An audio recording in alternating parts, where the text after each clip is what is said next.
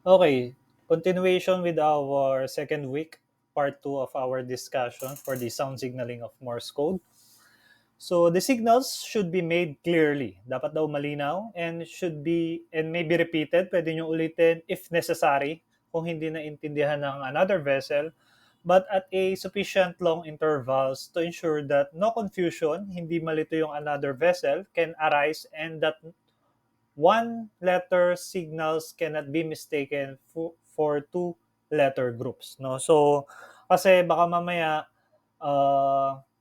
yung nadinig nila is isang letter lang na sinend nyo, two letters pala yung sinend nyo, baka mamaya magkaroon ng communication, no? Magkaroon ng uh, interpretation ng sinend nyo sa another vessel. So, under the international procedures, a transmitting ship calls in the same manner as a flashing light.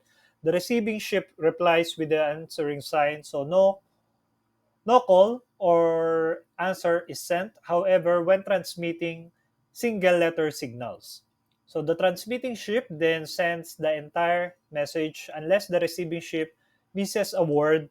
So, it does not answer until when the ending AR is made. So, hintayin nyo daw yung word na AR if the transmission is finished. No? Then, when it is the indicates the recipients of R, ibig sabihin, na-receive niya ng maayos and walang confusion. So if the receiving ship misses a word or a group during the transmission, it immediately signals RPT for the repeat to indicate that the emission or the transmitting ship goes back for the few words of groups that continues a message. These do not exchange identities in this form of communication despite the use of general call AA. So for the all after. Para hindi magkaroon ng uh, misinterpretation of the sound signal, pwede naman kayo mag-repeat, no? And use the code for the which one you're going or you want to repeat, no? All after, all before, or yung between after, between before. So, mamimili lang kayo doon. Then, syempre, wag niyong kakalimutan yung word na RPT for the repeat sign or for the repeat code. Then, kapag naman naintindihan nyo na, no, wag niyong kakalimutan reply ng R, no? Para naman alam ng kabilang vessel na naintindihan nyo. And again, pwede rin sila mag-reply ng AS kasi they're waiting for your response, no? I am waiting. Di ba nga sabi natin pag AS? So for the single letter signals with complements, these signals can be transmitted by any method of signaling. A list of single letters signals with complements are listed below. So for the azimuth, no, ito kasi mga important information na kailangan nating i-list or or ito talaga yung hinahanap during the transmission kasi ito naman talaga yung way para magkaroon kayo ng communication. Kailangan malaman yung position nyo or yung bearing nyo, yung course, date, longitude, and so on and so forth para ma-document yun. So again, if we're referring into azimuth or bearing, A with the 3 numerals. So then course, C with the 3 numerals, and D with 2 for the date, 2 or 4 or 6 numerals. For the longitude, letter G, 4 or 5 numerals. The last two numerals denotes minutes and the rest were degrees. So K for the communicate, I wish to communicate with you by the complement table 1. And for the latitude, you can reply or you can message L with the 4 numerals. For the two letters denote the degrees and the rest of the minutes. So familiar naman kayo dapat sa ilagay nyo for the degrees and minutes. I guess na pag-aralan nyo na yan during your navigation. And also for the course, date, bearing, and azimuth. No? Hindi ko na siya kailangan i-elaborate kasi it is being discussed with your professor on your navigation. So for the distance in the nautical miles, just reply R or message R with one or more numerals. Now, because we're referring into distance, and this distance is we're referring for the units of nautical miles. And for the speed, we are referring into knots. No? S is one or more numerals. And for the local time, no, 1600, dapat ganun yung mga gagamitin nyo. So for the time, you can reply or you can message T with the four numerals. So the first two numerals denote the hours, and for the rest of the minutes or the rest of the numerals is for the minutes. For example, 1600. No? So for the 16th, it is denotes for the hours, and for the 00 referring into the minutes. So for the speeds, we're referring into kilometer per hour, but on the measurement that we're going to use is knots. No? So B with one or more numerals, and for the GMT, Z is for numerals. No? For the Zulu, meron daw tayong apat na numerals, and the first or for the first two numerals, we are referring into the hours, and for the rest is the minutes. Ano ba yung ibig sabihin ng GMT? Dapat familiar din kayo sa GMT kasi na discuss na yan sa navigation nyo. So, the GMT, we're referring into Greenwich Mean Time. No? Kasi meron din tayong LT, which is the local time. So, tapos na tayo sa two codes. So, magdadagdag naman tayo ng additional code pa. No, we're using also the codes for the Morse code kasi alam naman natin on board wala tayong doctor. No, lalo na sa mga tanker vessel, sa mga cargo bulk, no. Pero hindi ako familiar if there is a doctor in a cruise ship. Pero on board, ang nagiging doctor natin dyan is all of the deck officers. Tandaan nyo, lahat ng deck officers is meron yung MEFA certificate or Medical First Aid Certificate. Now, once you become an officer, kailangan mo mag-take ng training kasama yan sa inyong licensure. No, I mean, one of the requirements para ma-release yung inyong ID is kailangan nyo mag-take ng training for the MEFA. No? So, for the medical on board, all of the deck officers, meron silang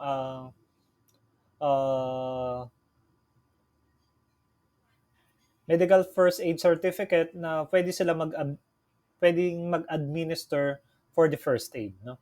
So first, ang ating ilalagay for the code of signals covers for the medical signal code, it is divided into the four sections. For the first section, the explanation and instruction. So, syempre, before you sending a code, kailangan it is well explained and what is the instruction. No? Kasi baka mamaya magsesend kayo ng merong may sakit, paano nyo, sinabi nyo lang, we have a casualty here on board. Anong sakit? Anong instruction? No? So, dapat clear. The next, request for the medical assistance. So, i-clear nyo kung assistance ba yung kailangan nyo or medical advice. Dalawa kasi yan. It is either assistance or the advice. Pag sinabing assistance, kailangan nyo ng medical evacuation para sa inyong casualty.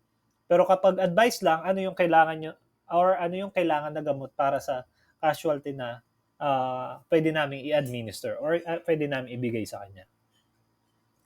So for the medical advice should be sought and given in a plain language whenever it is possible. But plain language difficulties arise, the code should be used. So kapag merong difficulty pagdating sa pag-speak ng English, we can use the code for the transmission para mas maging malinaw. And yung mga doctors naman natin familiar with the code. Siyempre yung mga doctors na sisik ng or yung isisik natin ng advice na doctor, it is familiar with the code. So even the plain language is used, the text of the code and the instructions should be followed as far as possible. Then, it is reference is made to the procedures. So kailangan natin mag-raise ng flag ng C, N, or NO and RQ. So whenever it is being used, the main signals change if it is meaning into the affirmative, negative, interrogative, and respectively. So MFR, for example, no, MFRQ, it is meaning is bleeding is severe, para nagtatanong, or MFN, bleeding is not severe. It is the reply. So for the medical signal code, instruction to the master, ito yung instruction ng isang doctor to the master.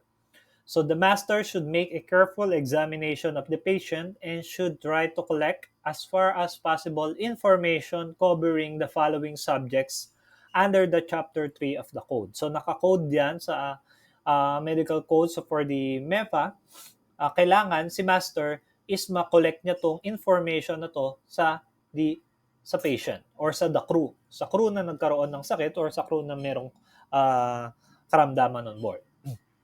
So you should or the master should describe the yung kalagayan ng patient. Ano ba yung previous health ng patient prior to the kung ano may nangyari. For example, bago pa siya lagnatin, ano ba yung previous health niya? Baka mamaya may sakit na rin siya noon. And ano ba yung mga symptoms, diseases, and injuries na nangyayari sa kanya? And ano ba yung general symptoms, yung talagang nangingibabaw na sakit na nakikita ng master? Or ano ba yung particular symptoms na nararamdaman lang ng isang patient? And ano yung kanyang diagnosis? So for the diagnosis, it is the summary. Ano ba yung sa tingin ng master na ano ba yung sa tingin mong sakit niya kung bakit nagkakaganon, no? So that is for the diagnosis of the master for the patient na kailangan niyang i-transfer yung information through the doctor. So such information should be coded by choosing the appropriate groups from the corresponding section of the code. It would be help toward the recipients of the signal if the information were transmitted in the order shown in the previous list. No, yung list kanina na 6 list. So after a reply from the doctor, kapag nag-reply na si doctor, has been received all of the instruction therein followed, the master can give a progress report by using signals from the chapter 3. So kapag daw nag-reply na si doctor kay master, dapat daw si master mag-reply pa rin kay doctor para malaman ni doctor kung nagkakaroon ba ng progress doon sa patient, kung nagkakaroon bang progress doon sa crew na nagkaroon ng sakit on board. So now we have the list of the information para sa ating transmission or for the code using on the chapter 3 section 3 alpha. So first we have the MQB, cannot understand your signal. Please use standard method of case description. So this case is we're referring into the case of the patient. So MQE26, ibig sabihin may probable diagnosis is cystitis.